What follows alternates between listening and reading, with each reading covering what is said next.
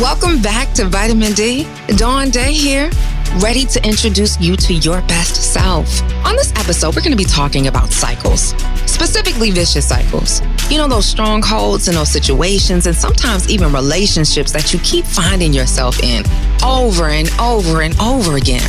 Like for me, my vicious cycle has always been my weight. I have battled my weight my entire life. In fact, as an adult, I stand at like 5'5", and I don't even say 5'5" on a good day. And my heaviest has been 254, while my lowest has been 191. And I felt it so fitting to invite this special guest on the show today, Jenele Hughes, aka the Black Vegan Chick. Why would I put dead animals and dead flesh into my body when I could be putting living, growing, healthy, beautiful things that were placed on this earth to give us nourishment? Just like me, she's battled her weight her entire life, except she has lost 100 pounds on 3 separate occasions. Jenele sat down with me to talk about how we can get out of these vicious cycles, how to break them, and understanding our relationship with them. And in the course of the conversation, we found ways to apply these same concepts to other aspects of life. So without further ado, take a listen. Get your vitamin D right here with me and get excited about your life. How are you? Good, doing good, nervous, but good. Listen, we had pedicures and manicures. We're just going to talk. I was sitting here and I was just thinking, I was like, I'm getting prepared. And I was like, I feel like some emotions might come out on this because this is real. And, being a plus size girl for my whole life. Mm-hmm. And then actually having to uncover to get to the root of it. And it just reminds me because I'm working on the process of identifying my relationship with food. Mm-hmm. And, have you ever heard the quote, like, don't live to eat, but to eat to live? Yes, I quote that all the time. What does that mean to you? It means like you have to understand that for me, food it's no longer a form of entertainment. It's a form of nourishment. And when you change your ideology behind food, and you understand that it's for nourishment, then you'll put things in your body that's going to help you live, that's going to give you life and not things that are giving you death, which is one of the things with veganism for me. Why would I put dead animals and dead flesh into my body when I could be putting living, growing, healthy, beautiful things that were placed on this earth to give us nourishment? Well, ladies and gentlemen, there you have it. Welcome to the Vitamin D podcast. I have the one and only Jenele Hughes with me, and aka the Black Vegan Chick. And we're going to be talking about your incredible journey on your weight loss. I was reading and coming to the understanding, I didn't know this, even when we met years ago on the show Curvy Style with Timothy Snell on BET. Where you were coming in to get a makeover. We were making over curvy plus size women. And it was interesting, even all those years ago, and how we're sitting right here in front of each other. When you were selected to have your makeover, we had a manicure and pedicure moment and talked even more about life, aspirations. And it was then that you told me how you're past your modeling career. You were dissolving your relationship. You were talking about raising your children, but what we did not talk about is the fact that there was not once, not twice, but 3 times that you lost 100 pounds. Yes, man. Well, at that time, it was only 2 times. This is the 3rd time that this time is actually 131-ish. That's a whole adult person. Yeah. Congratulations. Thank you. And I used to work when I would assist a motivational speaker. Her name is Lisa Nichols. And she has, love her. Okay. One of the things that she talked about, because she too has a weight loss journey story. And she discussed how you don't lose weight, you release it. Mm. Because when you lose something, on the flip side, you're looking to find it. That's good. And if it's away, let's get it away. So let's just talk. You've lost 100 pounds over 3 times, or this was the 3rd time. What was your relationship with food? For me, growing up as a kid, I have a sister. She's 9 years older than me. So growing up, I was kind of like the only child. And because I was already obese as a child, I was bullied, spit on, smacked, shoes thrown in my head every day.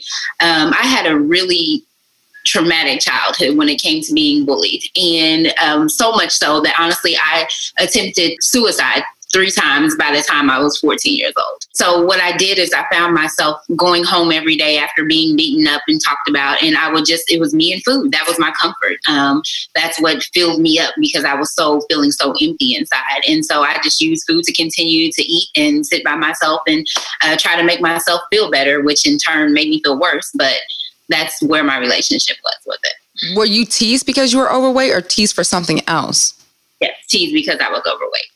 I think back with my earliest encounter relationship with food, my grandfather would oftentimes stay with us. And it was this thing, and I don't know if it's in a Black culture or just in general, eat all your food so you can become big and strong. And that's what I felt like. I was like, okay, so I'm big and strong. And I would stuff myself sometimes.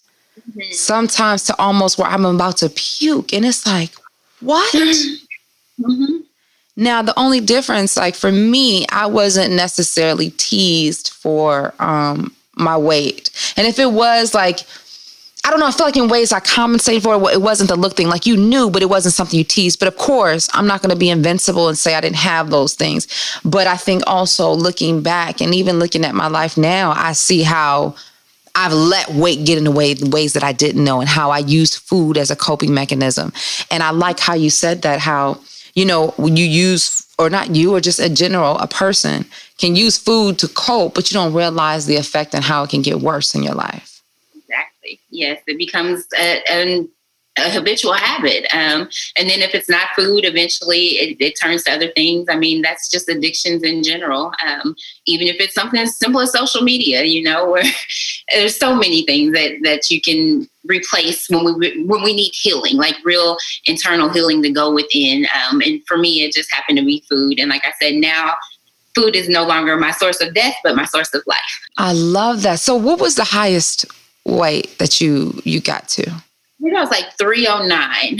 I was 309. That was in 2009, I believe. I had actually auditioned for The Biggest Loser. I went to LA, was there for a week, tried out for them. I almost made it. I made it to the final round, the final day, and they sent me home the day before they finished the casting. I was so devastated because it was a whole 6-month process that I basically had to go through to get there. But with them, once again, making me feel rejected, I wasn't good enough to even be on the Fat People show. That's kind of how I felt. So I took that motivation and came back home to Kansas City, and I was determined that I was going to get that weight off. So that was the second time that I was able to do so. Okay. And I don't know if what happened the first time? The first time was I was getting married, girl. And I was like, I will not be a fat bride.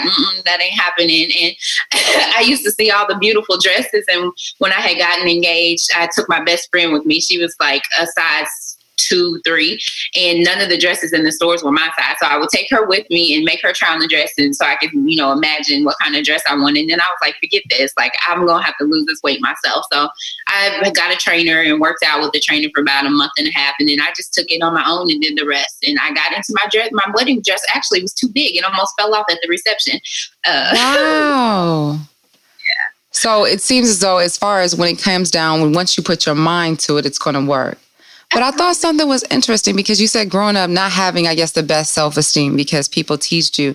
Did you ever find it become a factor when it came to dating? Because I can imagine somebody that did suffer with that and they're like, well, at least you got married and you have children. Woo, girl, you want to get deep, don't you? Well, no, because I think of ways that it probably has prevented me from meeting people, of just not knowing what I was going to wear and be comfortable in wearing it. Well, I would agree that I'm sure that is an issue. For me, I met my ex-husband when I was 14. So we were high school sweethearts and we were together from 14 up until we got married and then eventually divorced. But now that I'm in the dating scene, I took a couple of years off to just work on myself and find myself. Now I'm in the dating scene, but I'm a smaller size. So I don't have no problems now. Okay. So did you find dating hard when you were larger? I wasn't dating because I was married. I was in a relationship. So. Oh, okay. Okay. But and then once you got back to dating, it was after you released the weight. Yeah. That is amazing. So, when you ever hear somebody say, oh, you got to be fat and fabulous, is there such a thing? I mean, the face that you made is exactly what I feel, because it's like, yes, embrace who you are, but at the same time, are you really loving yourself like you should be? How can you? I agree with that. I feel like that's an excuse. I feel like that's a mental excuse that people say, instead of me doing what I need to do to be the best version of myself, I'm going to, quote unquote, accept myself because I don't want to put in the work to get better. I mean, it's hard work. It's emotional and mental work to get to that type of thing, to become the healthiest version of yourself. And instead of people wanting to do that, they'd rather just be like, I'm fabulous, I'm fat, I'm thick, I'm this. I mean, it's just so many excuses. Yes, you're still a beautiful person at a larger size. That doesn't take away from our beauty, but can you fully be really fabulous if you're not at your best? And when we're overweight and unhealthy, we're not at our best.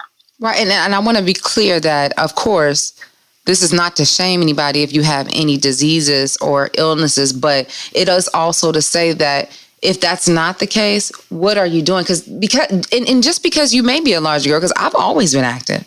And I've had times that I've healthy, and I don't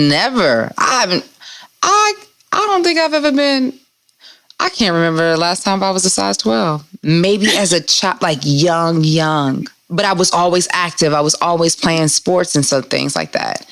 And just like how you were saying, how you use food to do that coping mechanism, I did the same thing, because it was like my moment, my private moment that I can eat, my relaxation, my getaway.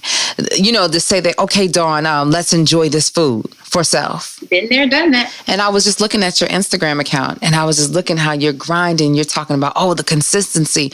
What do you think caused you to, maybe let's go from the second and third time, to gain the weight and bring it down, The first time when I regained the weight, that was due to pregnancy from my first child. And that's actually when I got the largest, when I got up to 309 after that, and when I auditioned for The Biggest Loser. Not only was my self-esteem bad for myself, but here I am, I have a whole husband at this point in time, and now I have a whole child. And I felt like I can't let my daughter go through what I had to suffer through as a child. There was no way I could do that. And people thought I was crazy. Let me tell you, I mean, from breastfeeding my children to not allowing them to eat certain foods as they were younger. I heard it all. People not wanting them to have the formula because of the preservatives and things and that. I got dogged, but I did not care. I was determined they would not suffer like I had to suffer, that if I had anything to do with it, that they wouldn't. However, if they weren't going to suffer, I needed to be an example as well. And so that was my motivation. I wanted my husband to be attracted to me, that was part of it. And the other part was my children. And then the third time after getting divorced, knowing I was going to be getting back into the dating field, this was going to be my first time dating as an adult. I had never been on a date as an adult. I was 14 the last time. And I just didn't want to go into it with baggage. I knew that there was all of that was so much baggage tied to childhood trauma and triggers and things that I needed to work through. And I want a healthy man, when he comes. And so I wanted to be my healthy version of me. Because I believe we mirror each other. How can I go into a relationship and ask for something from someone else if I can't even do it for myself? So. Absolutely. And if that's going to be your better half, I want to reflect an almighty, like a king, a queen, whatever your thing is, but just reflecting, being exactly what you're saying. And so when you found that you were seeking that, what made you go the route of being a vegan? How long was that? Was that the contributing factor to the weight loss? That's a great question. I had always been interested. I watched the documentary years ago, What the Health? And the first time watching that documentary, it struck a chord with me. There was something about it that it just resonated with me. And so I actually became a pescatarian for a year, which is eliminating all of meat except for fish and seafood. And I did that for a year and I loved it. And then, of course, I fell off again and started eating more. Then I went to vegetarian for another year. And I loved that too and fell off again and gained the weight back. This time was different. I was on a spiritual fast in 2019. From January to the end of February. And in February on my birthday that evening, I got extremely sick and I had to rush myself to the hospital. I had stomach pains that were so bad, I crawled through the parking lot to get to the emergency room. When I was there, they were like, oh, there's nothing wrong. We can't find anything. You might have gas. And they left me in the bed for like 4 hours until they figured out what's wrong. Well, about the 4-hour mark, they rushed in, told my parents they could not talk to them, but they had to take me down because I was super sick. So we found out I had septic blood, which is extreme bacteria in the bloodstream, and had emergency surgery that morning. And they were like, if I wouldn't have came in that night, it was so bad I would have passed away.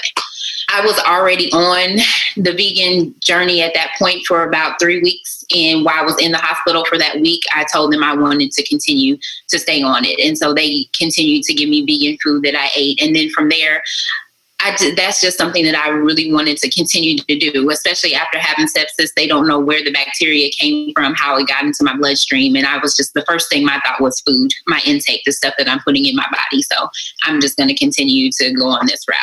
And with veganism, I lost weight so fast this time. It was amazing, almost to the point like now I have to be careful because I'd be like, dang, I'm losing my booty. I want a little bit more booty than this. Or I'd be like, let me eat some more carbs because I wasn't trying to get that skinny. But yes, this time it's been, it's much different than the other 2 times. It hasn't been that much effort at all because you don't have all the preservatives. You don't have the hormones that are being ingested into the animals going into your body. And so your body just goes back to a natural state. And I love it. So let me ask you this. Well, I find this challenging because right now I'll say like I'm a flexible vegan. I have a vegan meal plan that I eat, but I still have my moments because like I love food. Mm-hmm. I love the color. I love the texture. I love the taste. I love everything, the environment of what it feels like. But at the same token, I have to choose to love me in the right way. And just like how your story of just going up and down and up and down, getting to a place of keeping it consistent. But the one thing that I see prevails, and I find that a lot of people who may be seeking out the path of being a pescatarian or a vegetarian or actually a vegan is the carbs. And they'll be like, oh, well, that's just a fat vegan. Were you ever a carb girl? That's always been my problem. How are you stopping it? What's the secret? Tell me. Girl, if I can be honest with you, I think the carbs actually helped me because I work out so much. That's one of the differences. A lot of people will change their food, but they don't work out along with it, or they'll work out a lot, but they don't change their nutrition. And for me, I had both. I was walking 4 miles a day every single, 6 days a week. And so I could actually afford to and weightlifting. I weightlift for an hour, 45 minutes to an hour a day on top of that. So I needed the carbs in order to help with the muscle and give me the energy. I wouldn't have survived just off of veggies. So my suggestion would be to do the nutrition and the physical. That's the best way to be all around. Yeah, they say 80% of it is your nutrition, and then the 20% is the exercise. Now, let me ask you this. Experiencing such extreme weight loss more than once, how did you get your skin and your elasticity to come back? Weight training. That's how you do it. And it's not all the way back. Like now, I haven't been lifting in 2 weeks. And so my arms, I can tell my muscle mass is starting to shrink again. And the good thing is that I have muscle memory because I've been lifting weights for so many years. So it'll take me about 2 weeks and you can look on my Instagram. I'll be like, hey. But if you weight train, that's what a lot of people miss. They stick to cardio, and you should do, in my opinion, more weight training than you do cardio. Mm-hmm. And then I hear people say, oh, I don't want to become muscular. But actually, like you said, and I've heard, you actually lose more weight because of the muscle, because you're burning a lot more because of that. Yes, ma'am. So did you ever get caught up on the number on the scale? I don't use scales anymore. That's why now I say 130-ish. I don't believe in scales. I believe in the way my clothes fit and trying on things.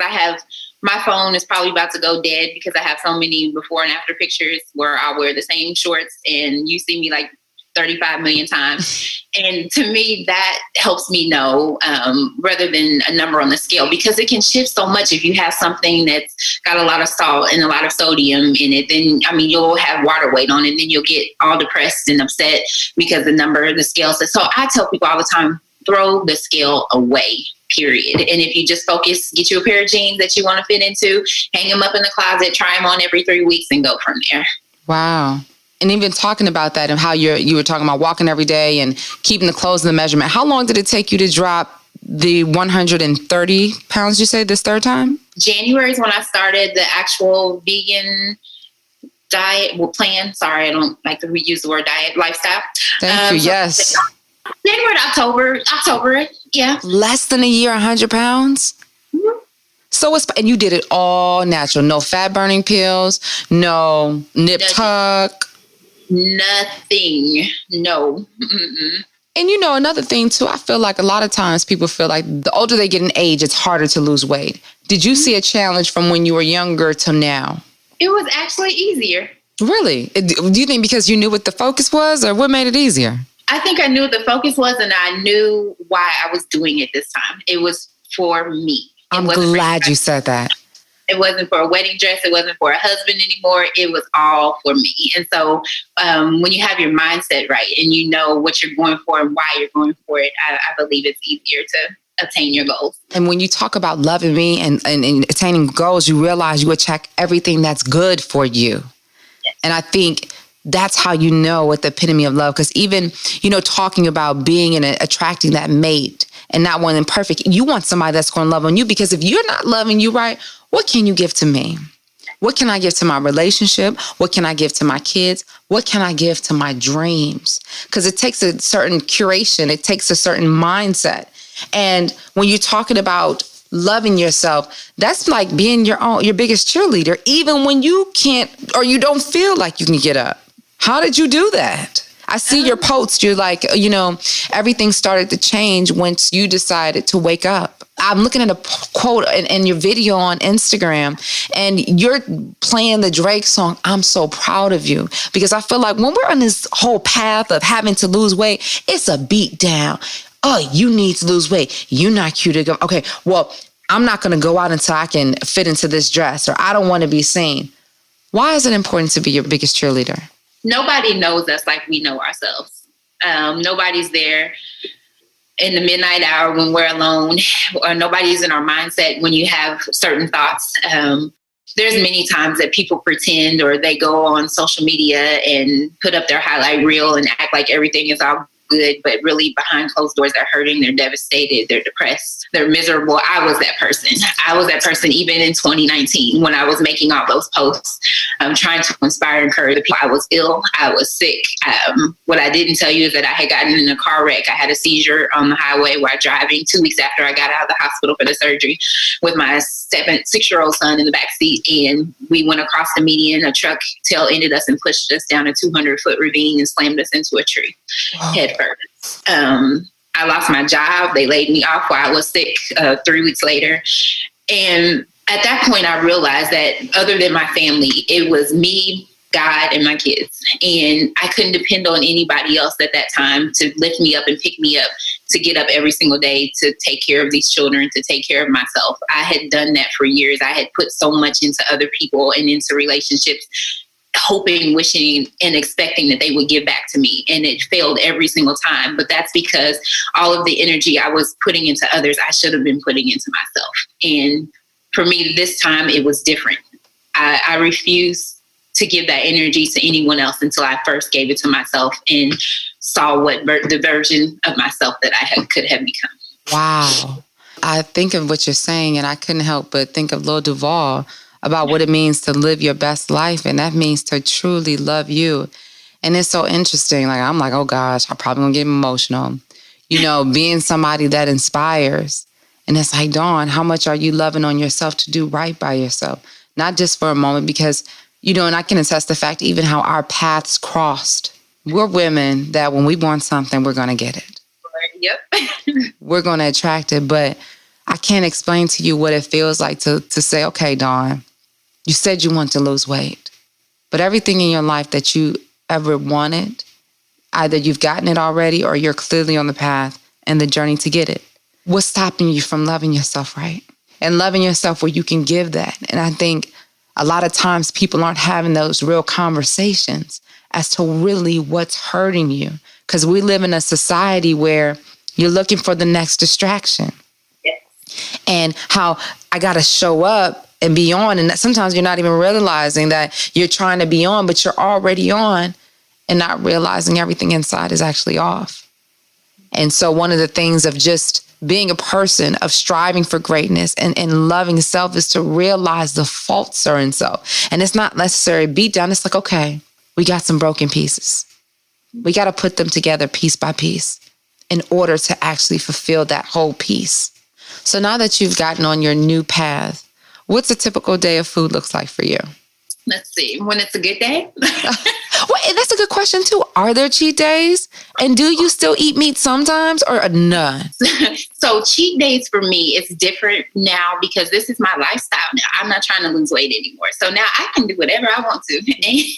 Wait. What does that feel like? So I saw on a picture, and it's public information. You're at 175 now? If I check on the scale. Okay. Yeah. I'm listening. Okay, yeah. So this is a lifestyle now. So like I said, I can go get whatever I want to. I don't have to worry about my weight really fluctuating at this point in time.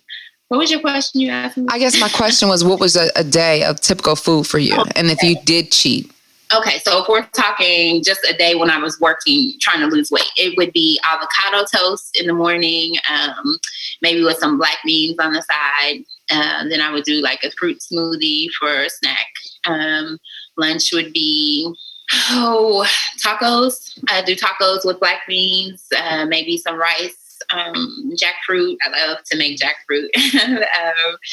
Dinner or snack would be almonds. I eat a lot of almonds for protein, nuts, sunflower seeds, hemp seed, all of that. And then maybe a salad and baked sweet potato for dinner.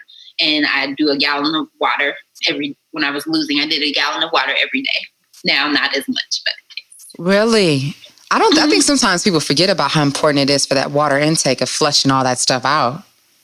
Got to keep hydrated. Wow. Okay. And so on a cheat day, what is a cheat meal or cheat snack like? So does that mean, do you still eat candy? You do, but no dairy whatsoever. So that means no ice cream, chips. Do you have soda or pop at times? Mm-hmm. Okay.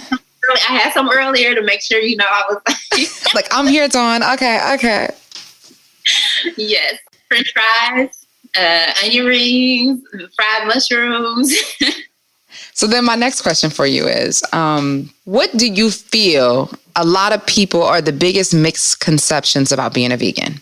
That you cannot build muscle if you're vegan, that you're not getting enough nutrients, and that you don't get to eat food that tastes good. And all of that's a lie. Absolutely. Another thing that I hear, and I would love to get your thought process, because I pay for a meal plan, but it sounds like you prep your food yourself. Is it more expensive to be a vegan? Because a lot of people are like dismayed about that. And it does take some work, but you're nurturing the food you're putting in your body. There's two responses to that question. It can be more expensive to be a vegan if you eat a lot of processed foods still as a vegan, meaning you're going and getting beyond the meat burgers and the frozen patties that are like chicken patties and just eggs to replace your eggs. Now, if you're just being a vegan that eats fruits and vegetables mainly, or raw vegan, then no, that's cheaper than anything. But yes, if you're consuming all the other stuff, it can be expensive at times. Okay. And are there any websites that you would recommend that people check out who are interested in joining the vegan community? Other than the Black Vegan Chick. Hello. Or Black Vegan Chick on IG. I share recipes, meals. You can go to my YouTube page from there and find the recipes. I actually have videos of recipes that I make, but that's what I would recommend first. And then from there, you might be able to find something. So tell me about it. So speaking into the Black Vegan Chick, tell me about your business. What does that mean? What is it about? And what are you hoping to accomplish with it? When I first started Black Vegan Chick, I was coming from the mindset of that this has changed my life. Finally, I found something that has changed my life for good, forever. And I feel like our community, as the Black community, we are so conditioned by our past, our history, from our ancestors being enslaved and getting the crap food left over to make chitlins and all this soul food. And we think that we can't live without that type of stuff. And then we're dying at the highest rates of high blood pressure, diabetes, high cholesterol because of what we're feeding. And so I wanted to give back to my community and to my culture and say, look, I'm one of you and I did it. And here is a way that you can do it as well. And so my main focus is on the African-American community and helping them to change and create healthy lifestyles and living. And I tell them all the time, you don't even have to become a vegan. You can just do one meatless meal a day. Let's just start there. And here's how you can do it. Here's some recipes. Try it, That's my main focus for that platform. It's growing like crazy now, even farther than what I had thought. But I'm excited about it because the more I can help individuals get healthy and that children don't have to suffer like I did with obesity for years upon years, or they don't have to have these diseases that most of them are curable if you just change the way you eat,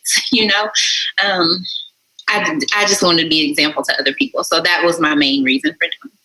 I love that because I feel like it's just not enough resources, or sometimes I feel you don't see enough people that look like you. So you don't know that it's possible. You don't know that, afraid to ask the questions so you can receive the answers that you don't know that you don't know. Mm-hmm. Yes, ma'am. And I love what you're doing. I love that for being a resource because there are so many misconceptions. Like, is it too expensive? How can I start? The fact of being transparent in the journey of saying it's an up and down.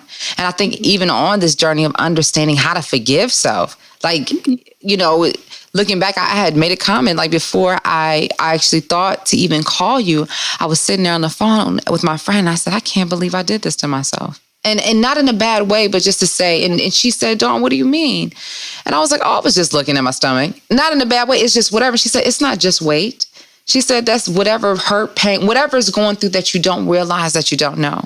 And sometimes I think as parents, we do our best to transform. But I look back at my mom and some of the foods are things that she would allow me to eat. It's something that should not have been okay. A child should not be able to consume that just on limits. But, we all do the best that we can and we know how, and you find out years later why decisions were made the way they were made. But I think the thing that's so most powerful is understanding the art of forgiveness and understanding of being the big cheerleader and how, it's a forever journey. Now, do you have any fear or does it ever cross your mind that you may gain the weight back? Oh, yeah. I've thought about that. I think about that often. I feel that what they call happy weight. Like, I'm like, when I get in a relationship and I give me a boo, like, are we going to be sitting out on the patio drinking wine every night, out of town, like all of the time.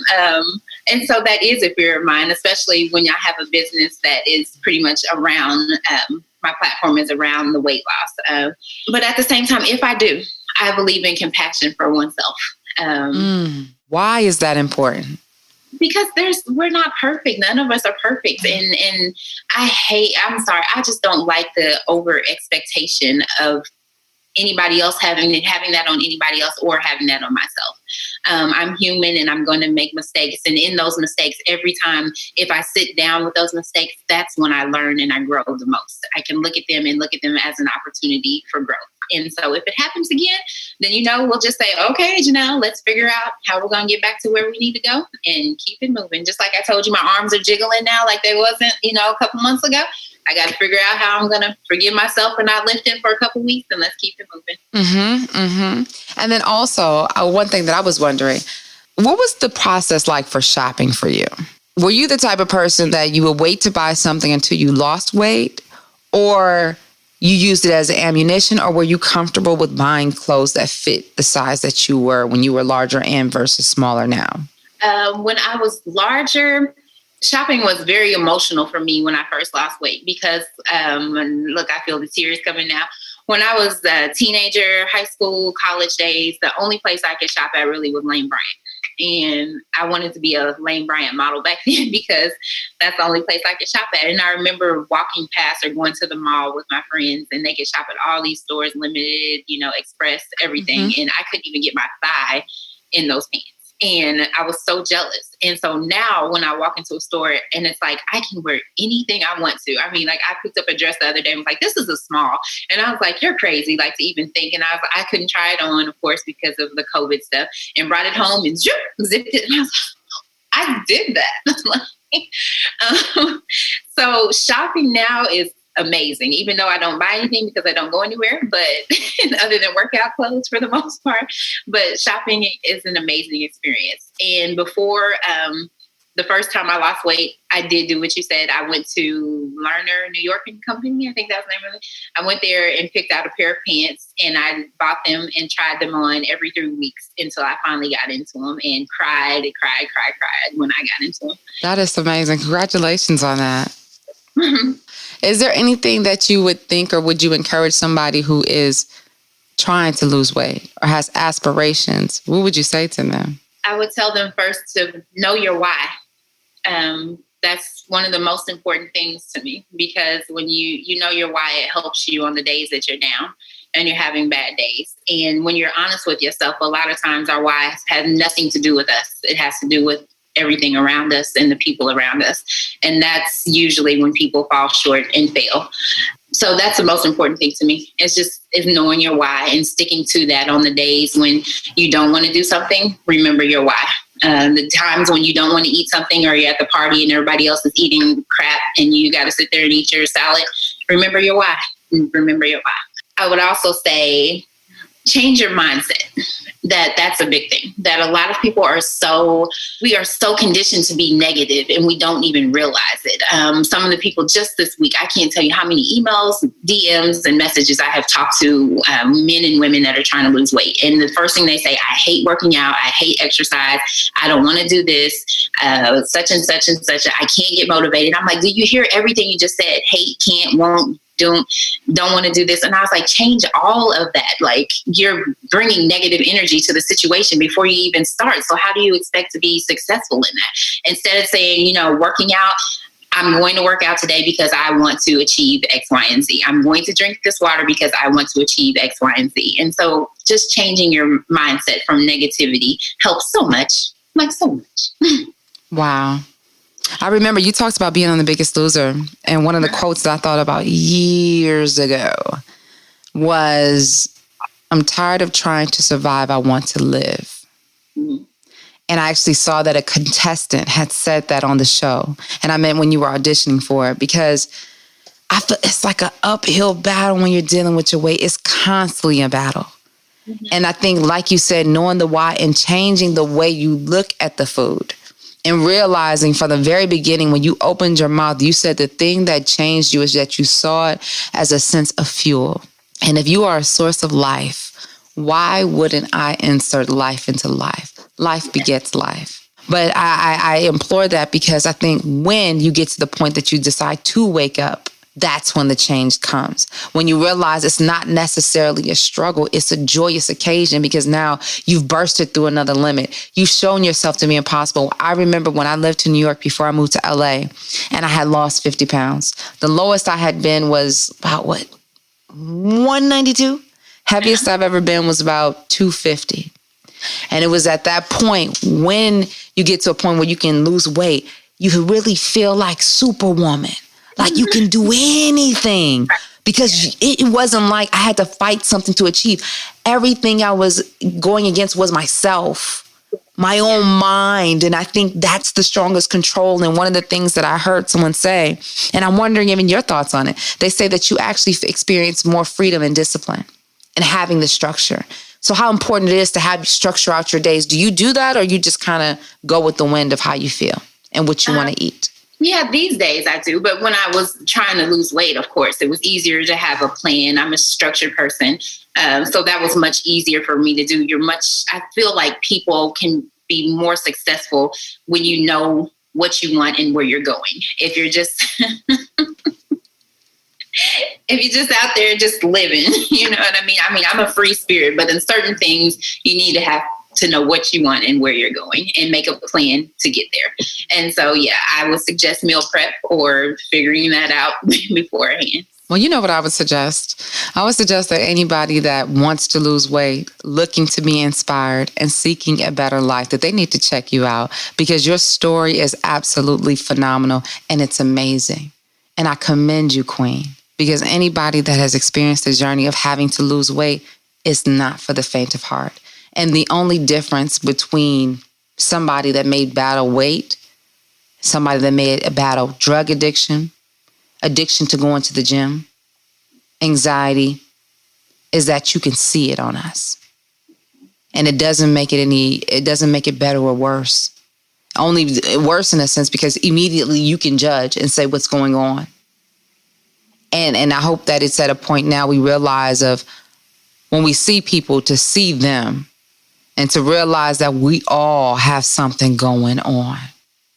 And just like, the song with Erykah Badu, which you said you made mention before, bag lady, you're going to miss your bus. Dragging all them bags like that. ... Pack light. Thank you so much, Jenele. I appreciate you. You're done. I'm so excited. I've enjoyed this time with you as I did when I first met you.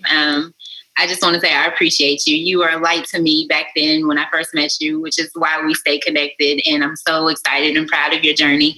You are doing phenomenal things, and I'm inspired by you all of the time. Like, I watch you and look at you. I'm like, that girl is doing it. Let me get off my booty and do something. So please continue to bless all of these beautiful women that follow and men that watch you and follow you. We appreciate you.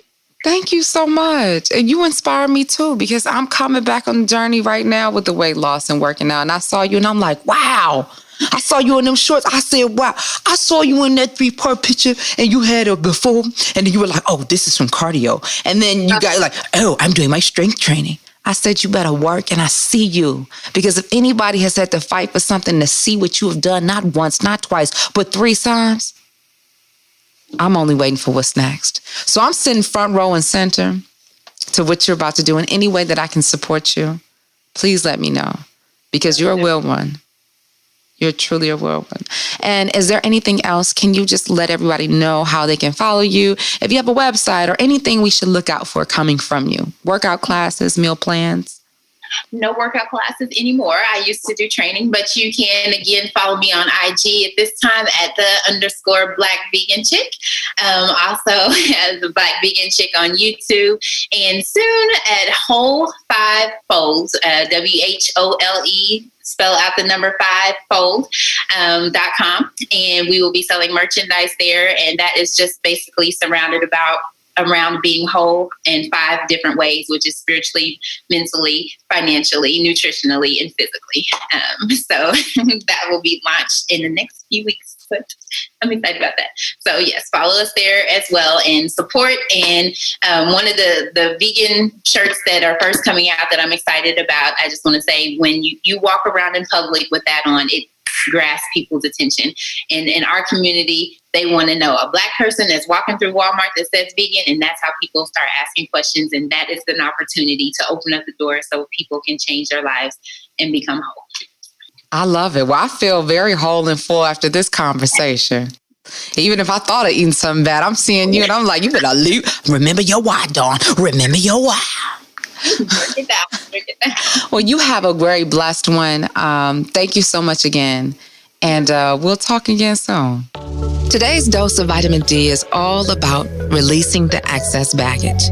If you're finding yourself in vicious cycles, chances are you're holding on to something. If it might be depression, it may be a toxic relationship, it may be fear, it may be anxiety, whatever it is. If you're holding on to it, chances are it's slowing you down. So I want to implore you today and forever always to pack light. Take note from Erykah Badu and realize all you must hold on to is you. Well, that's it for your dose of vitamin D. I want to make sure that you tune in to us every Monday for more inspiring conversations, more ways that we talk about how you can live your best life. And I also want you to follow me on all social media at Dawn Dai Speaks. That's Dawn, DAI Speaks on all social media. All right? I love you. And until next time, always remember, you are your greatest asset.